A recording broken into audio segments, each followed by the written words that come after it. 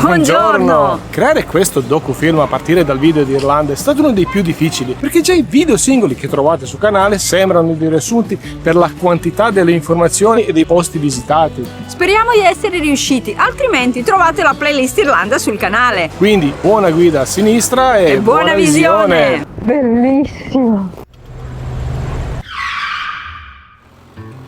Ci sono viaggi che si sognano, ma questo viaggio è diventato un sogno per cui abbiamo percorso oltre 2000 km soltanto per arrivare e preso pure 2 traghetti, dei quali abbiamo fatto anche un bel tour. Se volete vivere ogni tappa di questa avventura, trovate tutti i video completi nella playlist dedicata sul nostro canale. Benvenuti in Irlanda! Lasciamo Charlie nel campeggio e andiamo verso Dublino. Prima tappa, Dublino. Ma come raccontare Dublino in poche parole? Tra i suoi ponti e tante statue ricche di storie interessanti ci sono 3 esperienze imperdibili. Bisogna toccare determinate parti. La Guinness, dalla storica fabbrica alla Pinta Nera. Descrivibile. Il Trinity College con la sua indescrivibile long room, ma il posto è talmente bello ed emozionante che non sembra vero. Qua più di 200.000 libri sono stati portati via per conservazione perché sono stati aggrediti un po' dal tempo e loro cercano adesso di preservarli. E naturalmente i pub, la musica dal vivo e incredibile allegria della gente. Se volete approfondire sul canale trovate pure il video dedicato a Dublino. A questo punto andiamo dentro. Ma ora proseguiamo. Dopo la visita al Trim Castle, straordinario castello normanno, celebre set del film Braveheart con Mel Gibson, e alla Hill of Tara, luogo sacro della tradizione celtica, ci dirigiamo verso la Wide Atlantic Way. Questa strada è ormai nel nostro cuore, 1000 chilometri vissuti a bocca aperta, è un incidente. Ma prima di tutto questo, eccoci qua, finalmente arrivati sulla Slieve League, la scogliera più alta d'Europa, sul mare aperto, oltre 600 metri di pura meraviglia. Tutto bene? E prima di dormire facciamo un salto al pub. Siamo arrivati al pub e non c'era posto a sedersi e entri qua, ci ha invitato a stare al tavolo con lui.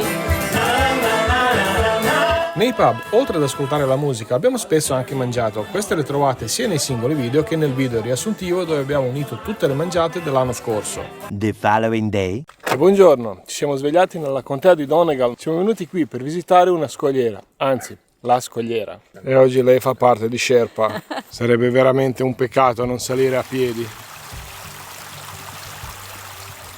Sto che ortensie? Sì, sono enormi. Dai, facciamoci una grattatina, dai. C'è la casa del zio di Bilbo Baggins. Abbiamo trovato anche il micio. Tanti coccoli. Però qui è pericoloso, lo sai? È proprio una bella salitina. Per percorrere questi 3 km circa è possibile usufruire delle numerose navette disponibili, ma noi abbiamo deciso di partire almeno 2 ore prima del loro servizio. Qui non c'è niente, a parte questa roccia e il comitato di benvenuto. Possiamo? No, ma è incredibile.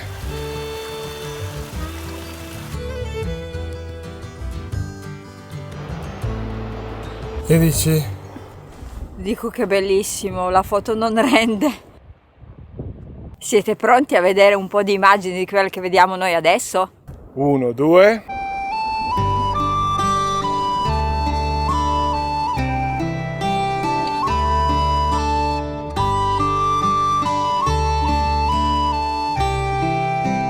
Ci troviamo sulla scogliera di Slieve League, la più alta scogliera d'Europa, di ben 609 metri e 3 volte più alta della sua più famosa sorella Cliffs of Moher. Sappiamo che non riusciamo a farvi comprendere l'altezza, però credeteci, è impressionante.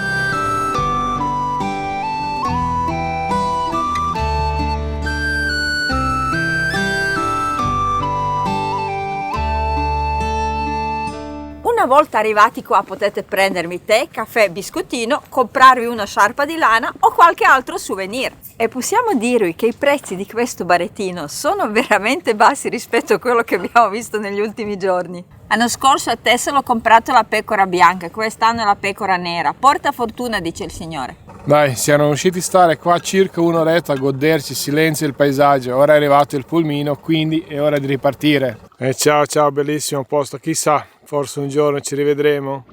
Questo campeggio è uno dei più belli dove siamo mai stati. Dobbiamo dire che è stata la notte più silenziosa da sempre. When we wake birds and see the sun. E ora andiamo verso quelle spiagge giù in basso. Oh, the good times just begun. E ora vi faremo vedere in che posto vi abbiamo portato. Vi portiamo qui subito oltre la duna.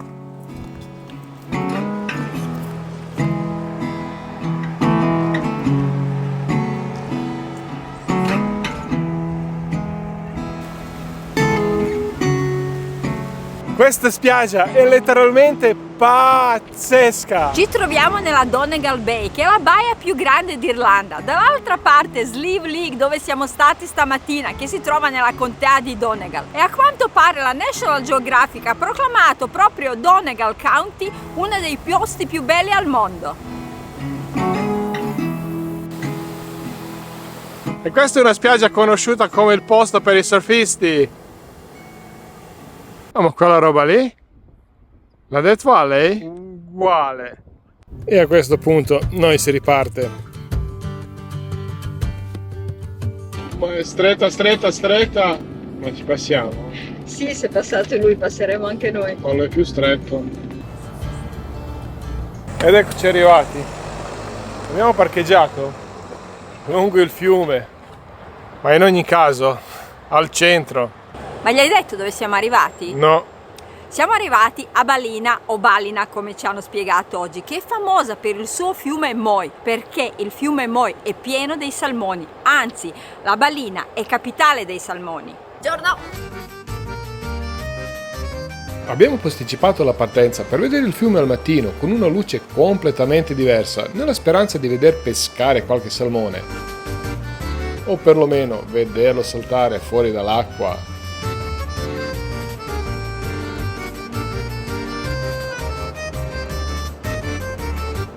E dopo aver fissato per 2 ore salmoni saltare, con scarso successo di ripresa, si riparte. Charlie lo lasciamo a questo parcheggino qua perché oggi, anche essendo domenica, non si paga e noi andiamo verso il fiume Carrowbeck. Ci troviamo a Westport, ma perché siamo venuti qua? Non è una delle città più turistiche d'Irlanda, anzi è poco conosciuta, però dicono che è una delle città più ospitali. Siamo sempre a Westport, siamo arrivati a Clough Bay. In questa baia si trovano 365 tra isole e isolotti e neanche a dirlo, la baia è ricchissima di salmoni e molluschi, come testimoniano i tantissimi pescherecci che abbiamo visto. Uscendo dal Westport avevamo davanti a noi una mezz'oretta fino alla prossima destinazione e ci aspettavamo ormai solita strada spettacolare, anzi selvaggia strada atlantica, ma ci siamo sbagliati. Strada che stavamo percorrendo è riuscita un'altra volta a lasciarci senza parole. Io le parole ce l'ho, sembra di essere nella contea, sto aspettando che spunti da qualche parte Bilbo Baggins, o almeno Frodo. Eh sì, siamo stati trascinati dentro il Shire. Di strade nella nostra vita ne abbiamo fatte, non solo con il camper, ma anche con la macchina, con le moto, ma una come questa mai.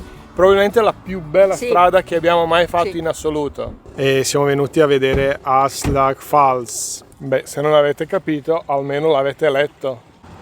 Che poi è quella cosa lì. E da giugno a settembre qui si possono vedere i salmoni a saltare la cascata.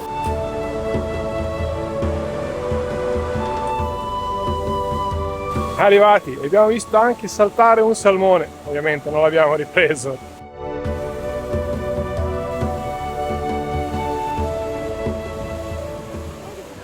Comunque, se venite qua potete sempre spacciarvi di essere stati in Nuova Zelanda.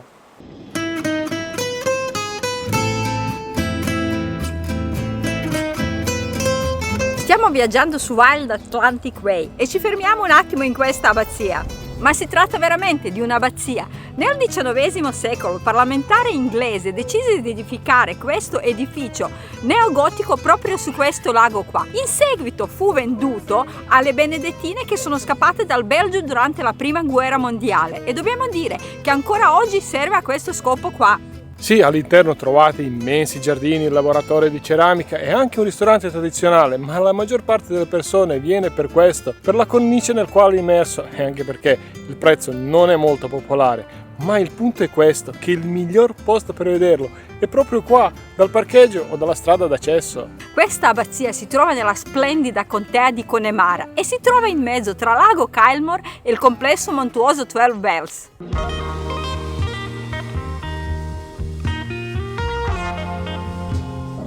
Ci fermiamo qua in attesa del traghetto di domani. E a parlare delle cose che possono andare male c'è anche il meteo irlandese, quindi oggi niente isola di Inishbofin.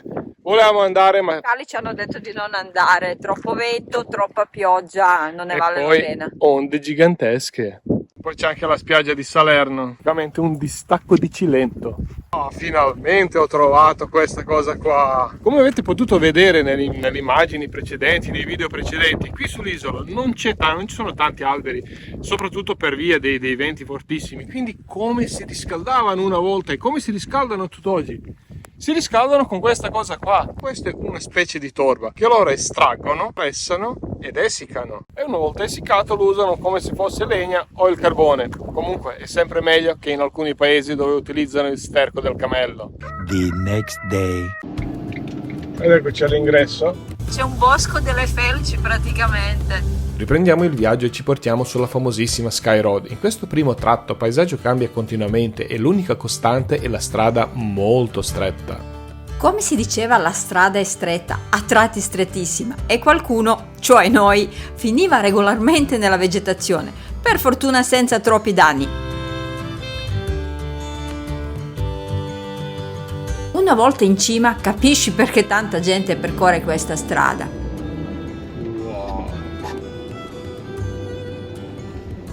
È uno di quelli punti dove si può benissimo prendere il caffè. E ora godiamoci lo spettacolo. E che facciamo? Lasciamo un ricordino? Non sembra neanche di essere in Irlanda, anzi non saprei neanche dove collocare questa strada. Ma la strada non è ancora finita.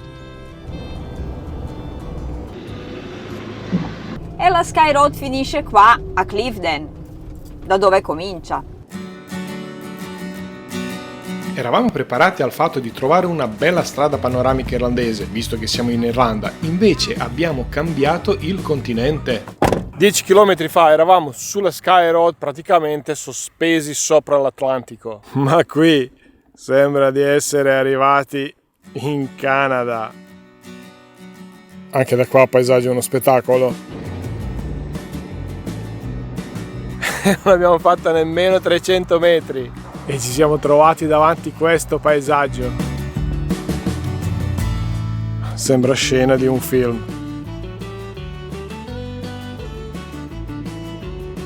Non fatevi ingannare dal tempo piuttosto variabile. Ad un certo punto non ci pensi più nemmeno, visto che il paesaggio con i suoi laghi, brughiere e colline è stupefacente. Sì, lo sappiamo che con il sole sarebbe stato ancora più bello, ma questa Irlanda è dall'altra parte di quasi certezza che tra qualche chilometro pioggia cesserà e uscirà il sole. E la strada panoramica finisce qui, tra Bergamo e Brescia, a Pota Caffè.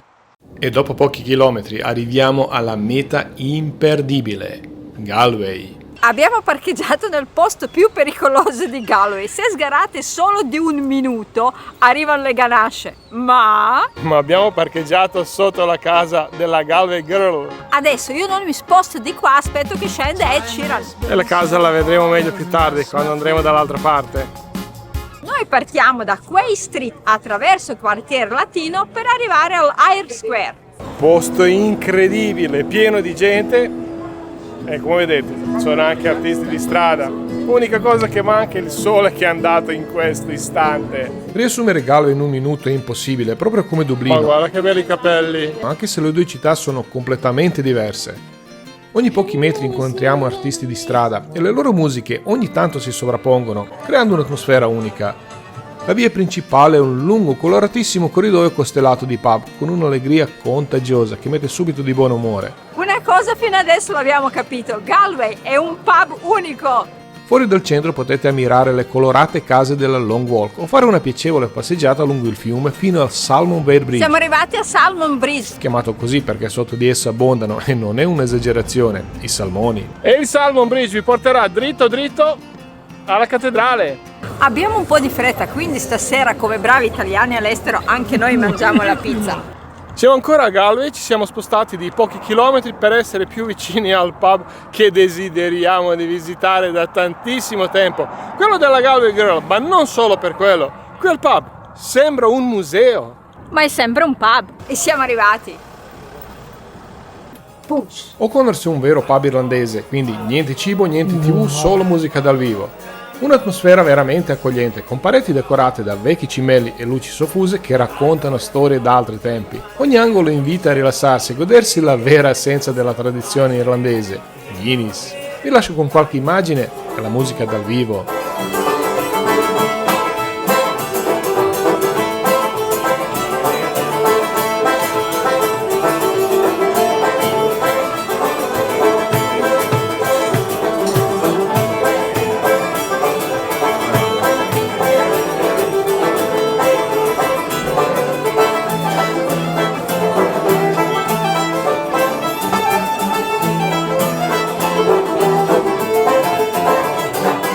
E buongiorno, salutiamo Shipwreck È la casa di Galway Girl. e Galway ovviamente.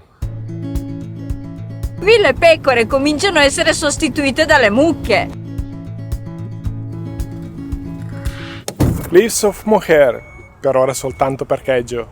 Pronta? Sono pronta. E una volta pagato il biglietto di ingresso di 12 euro a persona potete anche rimanere a dormire.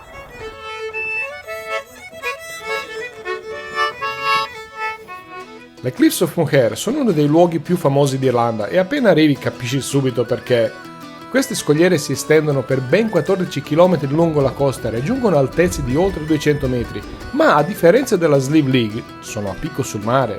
Il verde brillante dei prati sopra la scogliera crea un contrasto incredibile con il blu profondo dell'oceano, rendendo il panorama davvero unico. Certo che fare una gita con la barca ha i suoi vantaggi. È un posto che lascia a bocca aperta per la sua bellezza e la sensazione di essere in cima al mondo e ti fa dimenticare di quanto può essere pericoloso. Una volta il percorso era questo qua. Il percorso, a quanto pare, per proteggerci dai pericoli è stato leggermente modificato e protetto. È importante fare attenzione a dove si cammina e a tenersi ai percorsi segnalati. La scogliera è in continua erosione e incidenti purtroppo non sono rari. Ultimo selfie a Moher.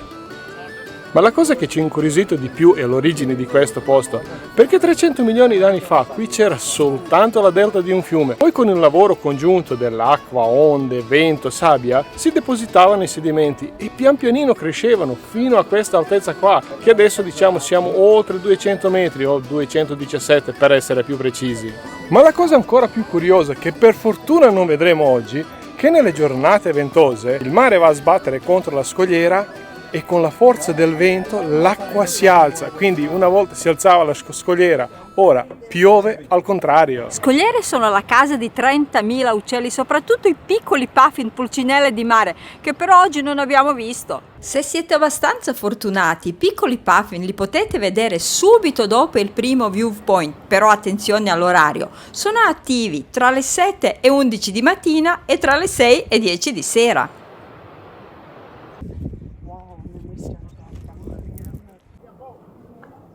Non sembra, ma abbiamo fatto diversi chilometri. Sì, ora cominciamo a tornare indietro. Oh, abbiamo trovato nuovi amici! Guardalo che bello! Ah, ecco. È una delle più belle cose che abbiamo trovato qui a Cliffs of Moher sono i nostri nuovi amici di Liverpool con il loro van. Che mezzo!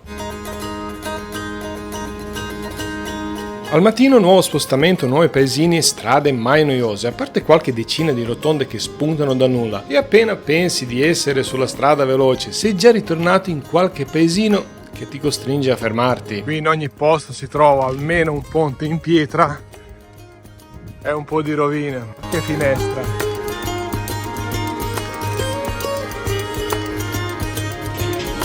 E benvenuti a Foyne Sport! Avete mai sentito parlare? Durante la seconda guerra mondiale la neutralità dell'Irlanda l'ha resa sicura per i voli intercontinentali e così Foynes divenne la sede di un aeroporto intercontinentale.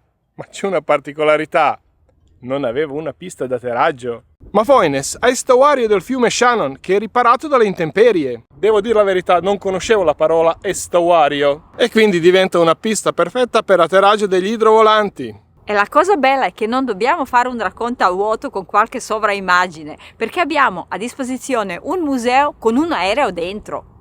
And it was during the war. Abbiamo parlato con un signore che ci ha spiegato un po' di storia e una volta la vista da questo posto dove siamo noi qua era proprio così. E siamo sempre sulla Wide Atlantic Way. A questo punto facciamo check-in e prendiamo l'aereo. Vai signora che parte! Ed eccolo qua il Boeing 314, conosciuto anche come Clipper, battezzato così dalla Pan Am. Era idrovolante per eccellenza. Quando la maggior parte delle persone evoca un'immagine di un classico idrovolante, immagina proprio il B314. C'erano pure le cuccette per dormire. Come potete immaginare, questi voli erano per la gente molto facoltosa, ma lì dietro abbiamo scoperto la prima classe. Qui champagne scorreva a fiumi. Pensa che hanno dimenticato la valigia. C'è pure il bagno. E dopo aver finito in bagno potevate anche lavarvi le mani e sistemarvi i capelli, che i miei sono sempre in disordine. E qui c'è pure la cucina. Eh sì, perché la cabina è al primo piano.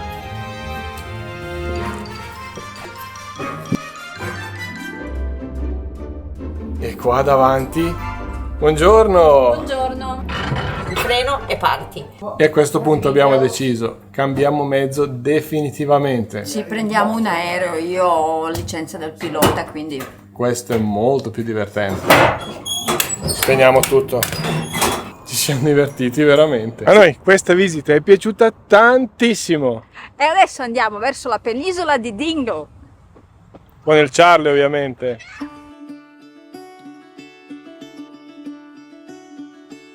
Abbiamo visto che c'era scritto che alta marea arriva alle 3:13.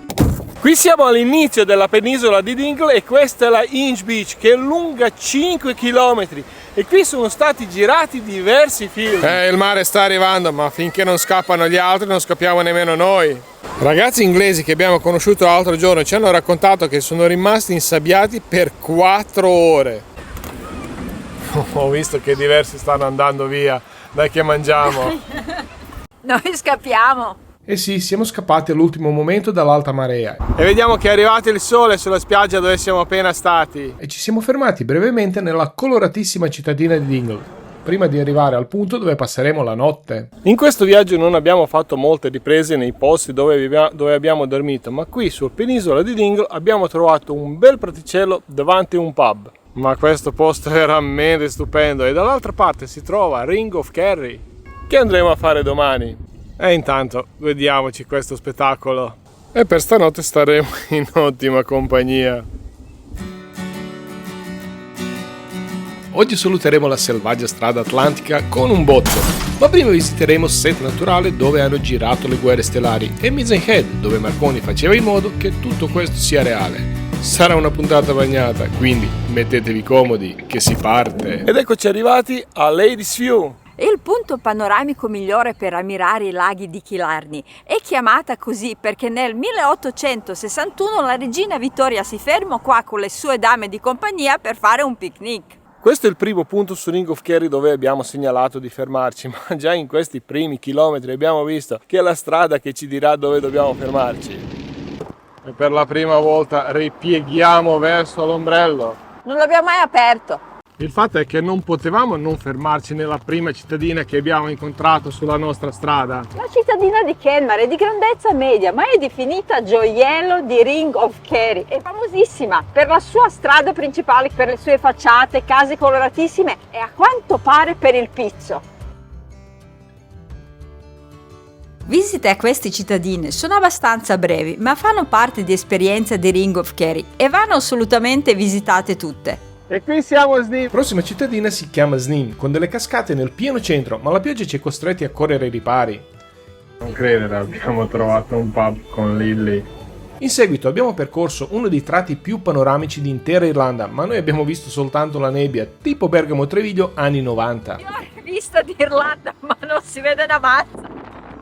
Se avrò voglia cercherò una foto. A quanto pare il punto panoramico esiste veramente. Ci fermiamo brevemente a Waterville. Perché abbiamo portato Charlie a conoscere Charlie Chaplin, così i 4 vagabondi si incontrano. Per la cronaca, Chaplin per anni veniva qua in villeggiatura.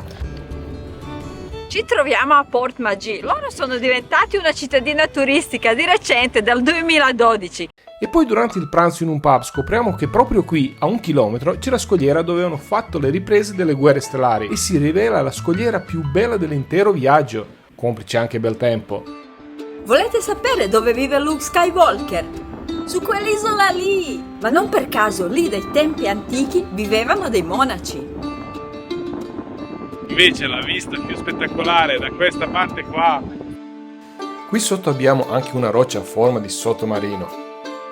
È una grotta per ormeggiare i sottomarini. I piccoli puffin si trovano su quell'isola lì. E noi ora andiamo sulla parete opposta.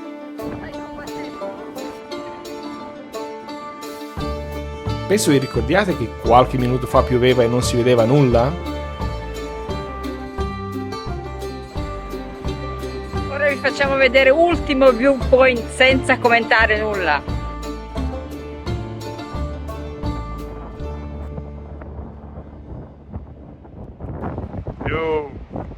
Che la forza sia con te! E pian pianino arriviamo in fondo alla costa ovest d'Irlanda. E prima di arrivare a Mizenhead ci siamo fermati un attimino perché abbiamo visto questa spiaggia. Oh, ma c'è la gente che fa surf.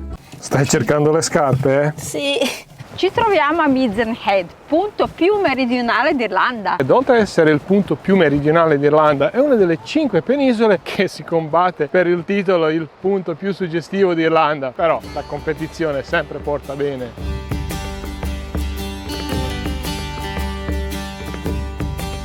Per essere ripido è ripido, per essere in forma siamo in forma. Quindi ora andiamo di là. Anche se da queste parti la natura è abbastanza impetuosa, gli irlandesi sono talmente testardi che hanno costruito questa stazione di servizio. È stazione di osservazione comunque. E la stazione sopravvive a tutte le intemperie ormai da 100 anni. E la stazione venne costruita per avvisare le navi del pericolo delle rocce vicino alla costa. Deve esserci una bella vista. Questo è uno dei migliori punti di osservazione in Irlanda. Sì, c'era scritto che vedremo sicuramente le foche e forse megattere e balene. Io c'ho pure il binocolo, non ho visto nulla fino adesso. Andiamo? Wow, è la stanza di Marconi. Pochi sapevano che Guglielmo Marconi era sposato con un irlandese e faceva i suoi, esperimenti qua, e pochi sanno anche che da qua è partito primo segnale radio verso il faro che si trova di fronte all'isola. C'è pure il telefono. E questa è la vista dalla finestra di Marconi. Proviamo a vedere anche noi.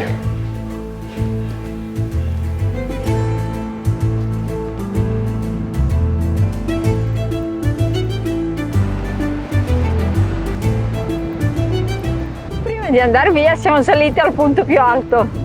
Qui la vista è incredibile. Solo da qua si capisce dove hanno costruito questa stazione. Oh, vento mi muove. Oh, questo è un punto pazzesco per fare la foto. Vi ricordate il nostro video dove abbiamo parlato dove più di 150 anni fa 1 milione di persone morì di fame e 1 milione emigrò verso l'America? Questo posto più a sud-ovest d'Irlanda è chiamato anche la lacrima d'Irlanda perché era l'ultimo pezzo di terra che i migranti vedevano quando prendevano il largo verso l'America.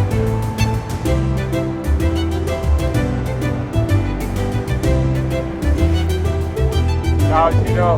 Per visitare Mizenhead dovete fare una bella scarpinata e se non siete allenati, e sto parlando seriamente, dovete fare tante pause.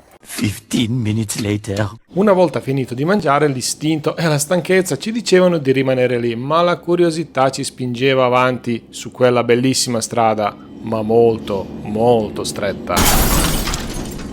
Lì per la strada ci sono ancora un sacco di pezzettini. Non siamo riusciti a raccogliere tutto. In realtà Specchio non ha nessun punto d'attacco, è praticamente stato incolato, anzi è stato proprio scocciato. The next morning. Andiamo a fare un giro a Cobb e da quello che abbiamo visto ieri sera sembra che ci sono un paio di cose interessanti. Queste sono le farfalle di Cobb. Dietro le mie spalle potete vedere il porto di Cobb, ma il porto di Cobb è famoso perché è stato l'ultimo porto dove sono saliti i passeggeri di Titanic. Questa è una nave passeggeri, ma se fossi in voi eviterei questo porto, visti i precedenti. Devo dire che in Irlanda si mangia abbastanza bene e si beve ancora meglio, ma la fame non si sfugge. Questa ragazza qua, Annie Moore, rappresentata insieme a 2 fratelli, è stata la prima emigrata registrata sul famigerata Ellis Island. Praticamente è stata la prima cittadina straniera a essere ammessa in America. E sembra che c'è una cattedrale pazzesca, è veramente immensa. E c'hanno pure parcheggio all'interno. E questo è l'ultimo lembo di terra che videro i passeggeri di Titanic. E siamo arrivati a Kilkenny. E più che arrivati a Kilkenny possiamo dire che siamo ritornati all'antica Irlanda dell'Est, quella che conta ben 5.000 anni di storia. E diciamo ritornati perché siamo già stati su Hill of Tara e dopo andiamo alle Wicklow, i pub antichi quanto la regione, cioè quanto la contea. E qui c'è un addio al nubilato. Il centro è piuttosto trafficato, ma live music non manca mai in Irlanda. Ed è proprio questo bello, è questo che ti attira costantemente nei pub.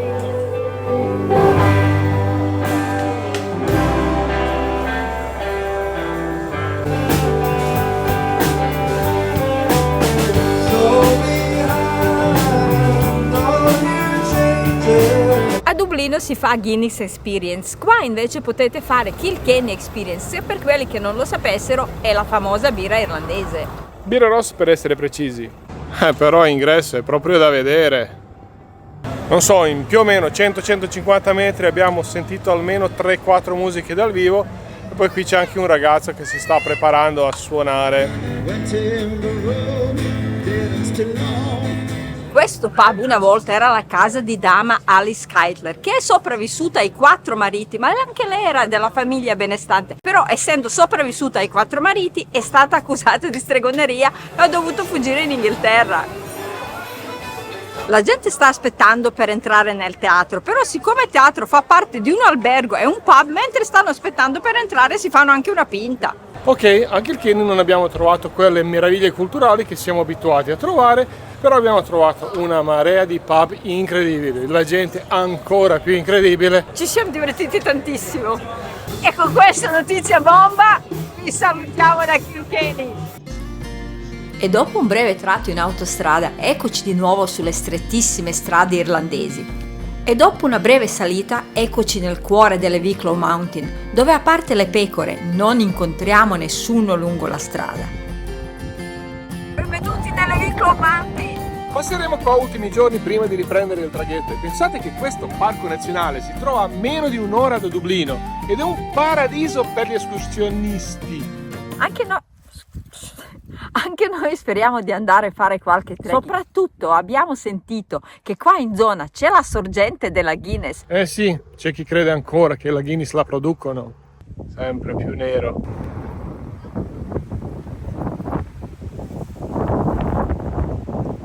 Purtroppo dovremo lasciarlo per un'altra volta. Ma anche no. Abbiamo aspettato fino all'ultimo che il meteo diventi più clemente, ma non potevamo non visitare il posto più atteso di tutto il viaggio, che guarda caso è anche l'ultima destinazione. Purtroppo qui il vento forte, anzi fortissimo, è una costante. Mare di Erika dall'altra parte, io non so quanto si riesce a capire.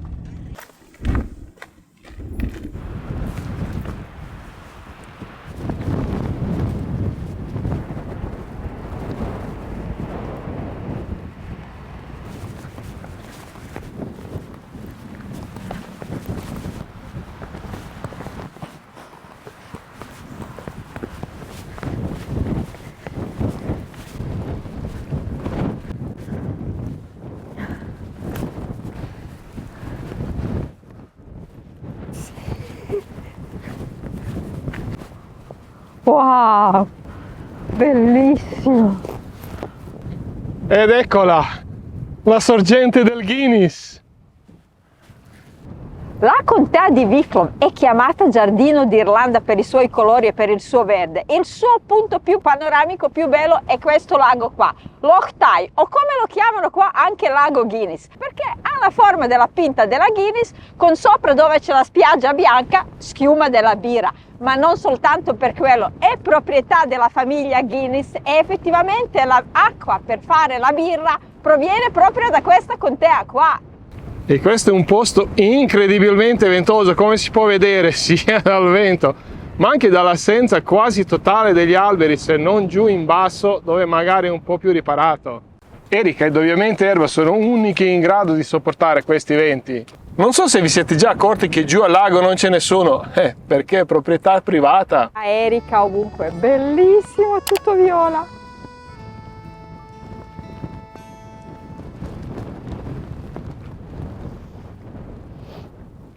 Parlare di posto più bello è difficile in Irlanda perché veramente sono posti stupendi, però questo qua ci ha provocato veramente tante emozioni, anche perché penso che sono 3 anni circa che aspettiamo di vedere la sorgente della Guinness. E con questa notizia bomba andiamo verso il traghetto. E diciamo che non l'ho visto prima. Purtroppo la nostra permanenza in Irlanda volge al termine e noi le diremo arrivederci. Ma attenzione, il viaggio continua!